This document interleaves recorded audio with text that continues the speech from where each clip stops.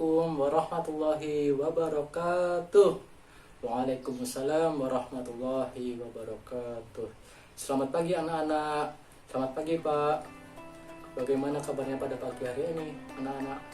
Baik Pak, alhamdulillah. Semoga pada pagi hari ini diberi kesehatan ya, diberi kekuatan untuk mencari ilmu pada pagi hari ini. Sebelumnya, oh iya Bapak panggil teman-teman aja ya, biar akrab, biar tidak kelihatan tua gitu kan, masih sama-sama muda gitu ya. Bapak mau tanya, siapa ketua kelas? Ya, saya Pak. Oh baik, silakan untuk memimpin doa. Baik Pak, sikap berdoa teman-teman.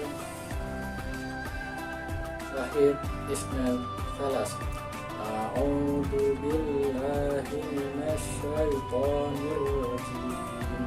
Bismillahirrahmanirrahim. Raditu billahi rabban wa bil islami dinan wa bi Muhammadin nabiyyan wa rasulan. Rabbi zidni ilma warzuqni fahma.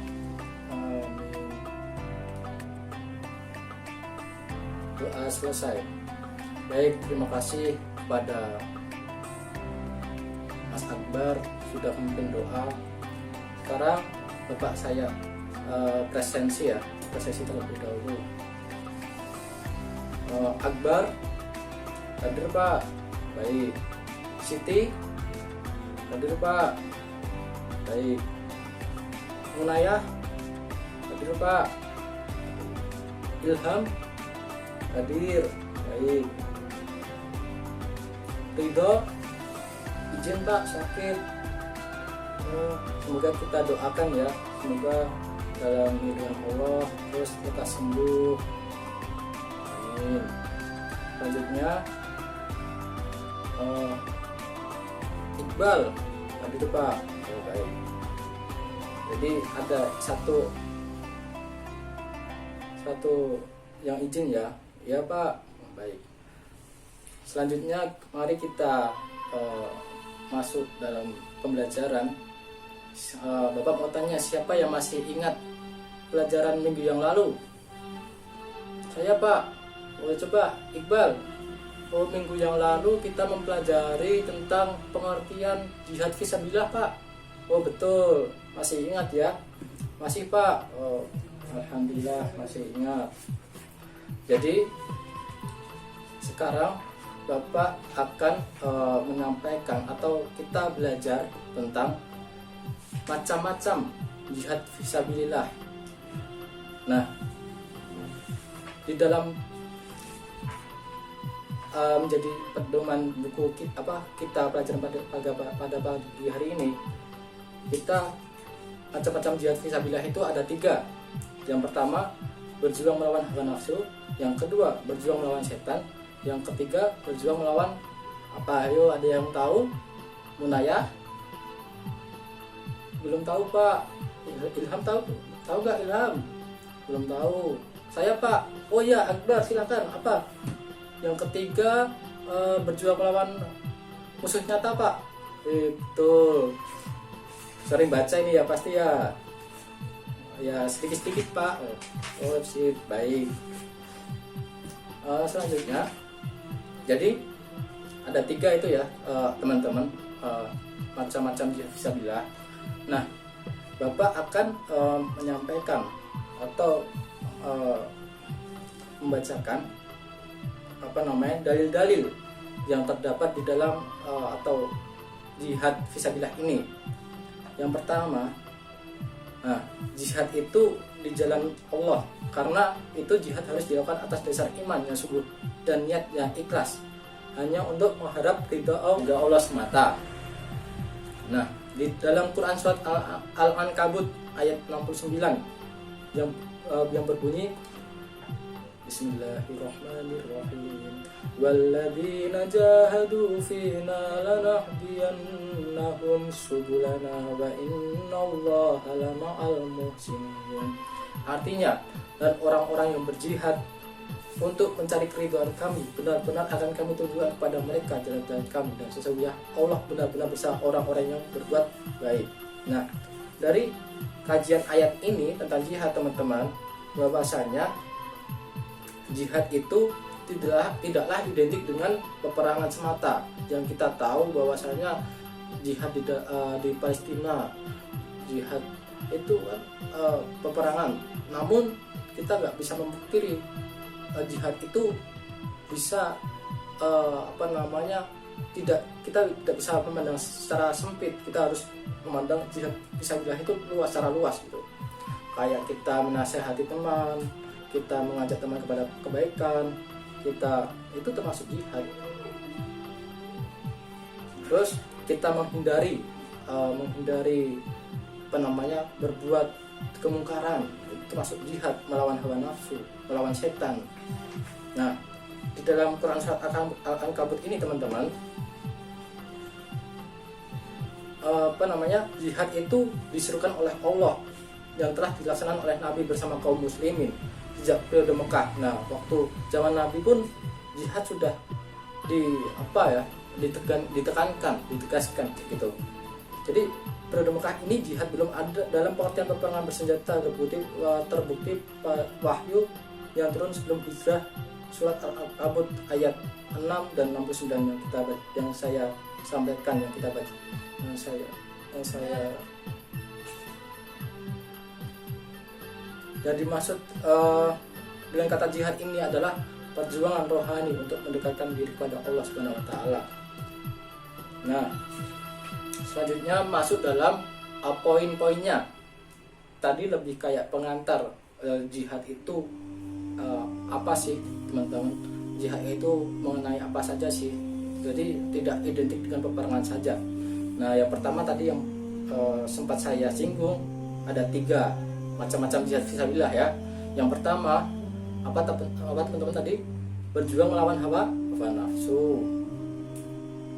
Nanti Bapak akan bertanya ya teman-teman, nanti yang belum bisa menjawab nanti dapat hukuman. Yang pertama, pertarungan melawan hawa nafsu adalah sebuah pertarungan yang abadi sampai maut menjemput manusia. Nah, ini teman-teman yang perlu kita koreksi, yang perlu kita introspeksi diri, bahwasanya berjuang itu tidak sekedar dengan peperangan, kita juga melawan hawa nafsu kita sendiri, keinginan kita sendiri secara secara rohani maupun jasmani gitu. Jadi jika seseorang ingin mendapatkan kebahagiaan di dunia sampai akhirat, tergantung yang mana menggunakan hawa nafsu itu. Kemampuan mengekalkannya tergantung jihad atau perjuangan setiap orang, atau bisa dibilang pribadi diri sendiri gitu. Jihad dalam pengertian ini meliputi posisi utama sebelum jihad secara fisik ya. Jadi jihad hawa nafsu ini menjadi dasar melawan musuh yang nyata. Karena tidak mungkin seorang dapat melakukan jihad melawan musuh yang nyata tanpa sebelumnya. Nah, melakukan jihad internal melawan hawa nafsunya sendiri. Dalam Quran surat Al-Jatsiyah ayat 23, ini juga termasuk motif perjuangan ya. Motif perjuangan teman-teman tidak lagi dilandasi oleh keinginan yang terus. Nah, ini Allah berfirman yang artinya, maka pernahkah kamu melihat orang yang menjadikan hawa nafsunya sebagai Tuhannya dan Allah membiarkannya berdasarkan ilmunya? Nah, dan Allah telah menguji mati pendengaran dan hatinya dan meletakkan tutupan atas penglihatannya. Jadi benar-benar kita itu harus menjaga hawa nafsu. Kita harus berilmu. Dengan berilmu kita selalu muhasabah diri, kita selalu mengingat ketika kita mempelajari sesuatu yang mungkin itu akan kembali lagi kepada kita untuk kebermanfaat lagi kepada diri sendiri maupun pada orang lain gitu. Yang kedua, berjuang apa tadi teman-teman? 11. Siapa yang tahu yang kedua tadi? Saya Pak. Oh ya Munaya. Tadi apa yang nomor 2? Oh tadi yang saya ingat ini Pak, berjuang melawan setan. Wih benar, berarti memperhatikan dari tadi. Sip. Baik, saya lanjutkan.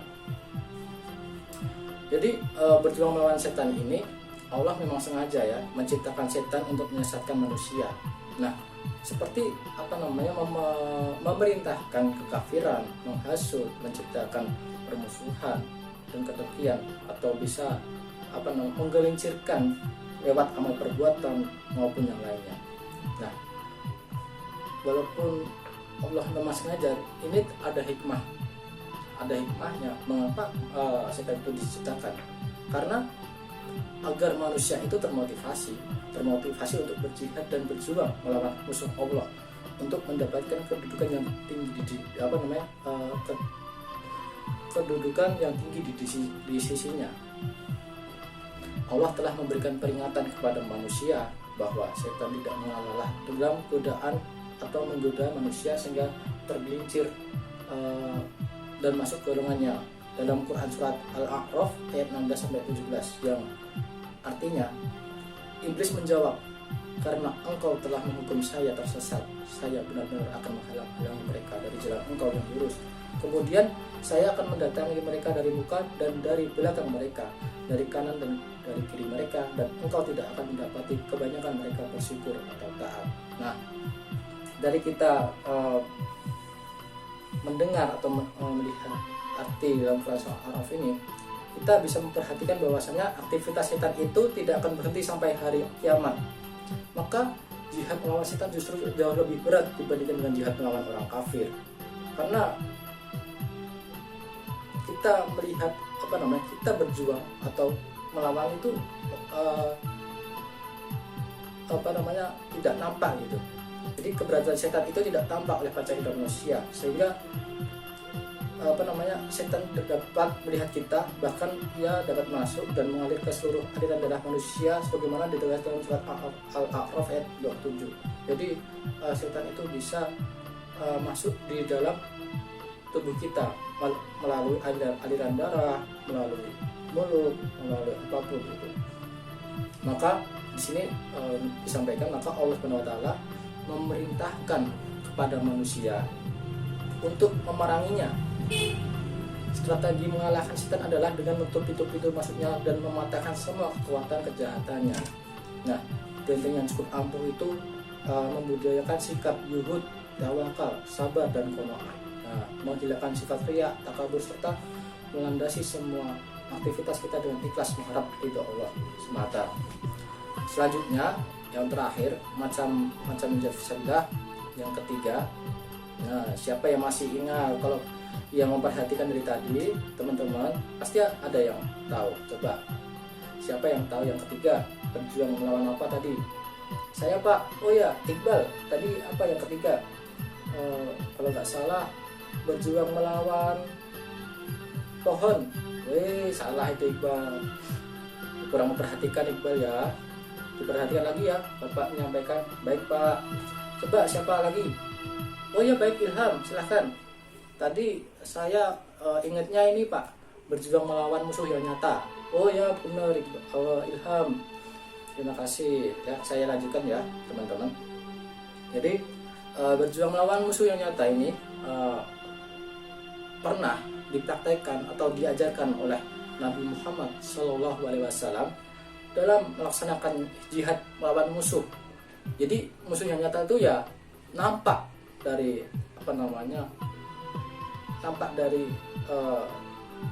kenyataannya itu. Bukan, kalau tadi kan setan tidak nampak, kalau ini nampak. Nah, ini nampak bagi kita bahwa Islam itu adalah agama perdamaian, agama yang dilandasi oleh toleransi yang mendalam.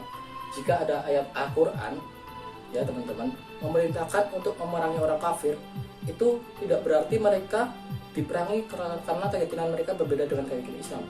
Bukan begitu ya teman-teman. Namun perintah tersebut itu ditujukan kepada orang Islam untuk memerangi orang-orang kafir yang benar-benar memerangi umat Islam. Jadi di sini digarisbawahi ya teman-teman. Bukan melulu berbicara orang kafir terus kita perangi, bukan di situ konteksnya. Tapi ketika orang kafir itu memerangi umat Islam, nah kita itu wajib untuk memerangi yang memerangi umat Islam tersebut.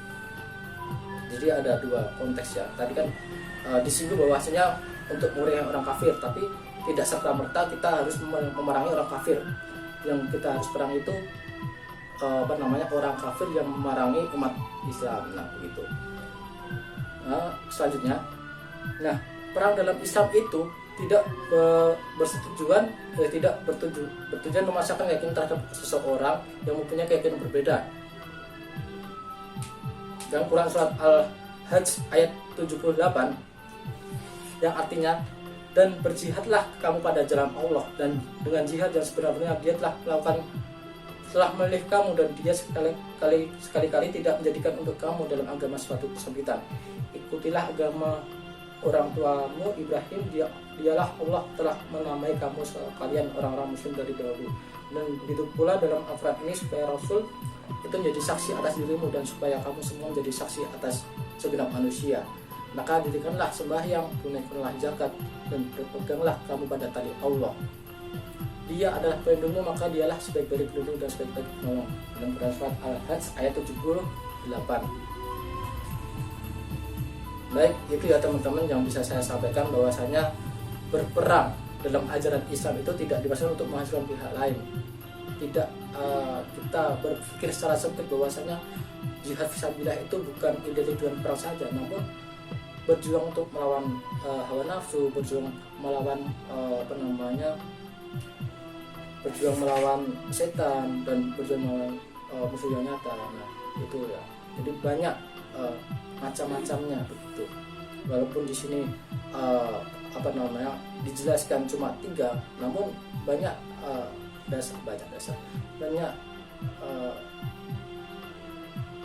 sudut pandang yang lain, bahwa jihad fisabilillah itu bisa dengan secara simpel, bisa dengan secara kebiasaan gitu ya teman-teman.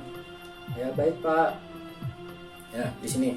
Jadi berperang di jalan Allah itu diperbolehkan apabila umat Islam teraniaya. Gitu. Agama Islam digunakan itu boleh, karena di dalam hadis dan di dalam Al-Quran maupun hadis Nabi itu menyampaikan. Ya mungkin cukup sekian yang bisa saya sampaikan ya teman-teman sekalian. Terkait waktunya sudah selesai, jamnya sudah habis, maka Bapak tutup ya teman-teman. Semoga apa yang Bapak sampaikan bisa dicerna teman-teman semua, bisa didalami, bisa diamalkan ya, dan terutama bisa diamalkan untuk diri sendiri maupun kebermanfaatan untuk orang lain. Baik Pak. Baik teman-teman, kita tutup dengan membaca doa. Mungkin selain ketua kelas bisa yang lain untuk memimpin doa penutup. Baik Pak, saya. Oh ya silakan Iqbal untuk menutup. Baik Pak. Sikap berdoa teman-teman. Tahir Isnan sekolah. Alhamdulillahi Rabbil Alamin. Allahumma arinal haqqa haqqa warzuqna ittiba'ah wa arinal batila batila warzuqna ijtinabah. Amin. Ya, terima kasih Iqbal atas memimpin doa untuknya. Baik teman-teman, pelajaran pada pagi hari ini kita cukupkan saja ya. Terima kasih atas partisipasinya, atas telah memperhatikan Bapak yang telah menyampaikan materi ini ya pada kesempatan pagi hari ini. Semoga teman-teman sekalian dalam keadaan sehat, walaupun dalam keadaan masih pandemi saat ini ya, yang himbauannya masih PPKM. Semoga dalam keadaan sehat dan hidup dengan Allah Subhanahu wa taala. Terima kasih Pak. Baik. Ya mungkin itu saja yang bisa saya sampaikan. Kurang lebihnya mohon maaf dari Bapak kata maupun ucapan yang kurang berkenan maupun penjelasan Bapak yang kurang jelas atau kurang panjang lebar ya, mohon dimaafkan. Sekian, wabillahi taufiq wal hidayah. Billahi fi sabilillah. Fastabiqul khairat. Wassalamualaikum warahmatullahi wabarakatuh. Waalaikumsalam warahmatullahi wabarakatuh. Terima kasih Bapak. Ya, sama-sama.